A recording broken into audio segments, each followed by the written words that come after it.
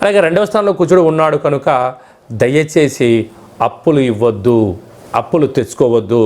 అది ఏ కాకుండా కుజదోష కారణం వలన అనవసరమైన ఖర్చులు, ఆర్థిక ఇబ్బందులు పొంచి ఉన్నాయి.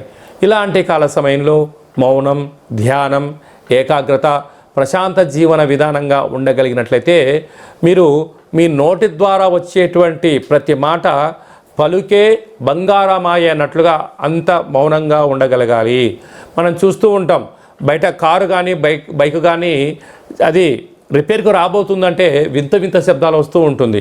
అలాగే మనిషి యొక్క పతనం ప్రారంభం అవుతుందని చెప్పడానికి మనిషి యొక్క నోటి వెంట అనేక రకాల అపశకునపు మాటలు మాట్లాడుతూ ఉంటారు.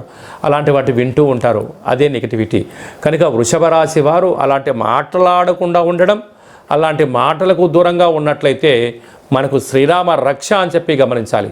అలాగే హోటల్ వ్యాపారస్తులు, నీటి వ్యాపారస్తులు,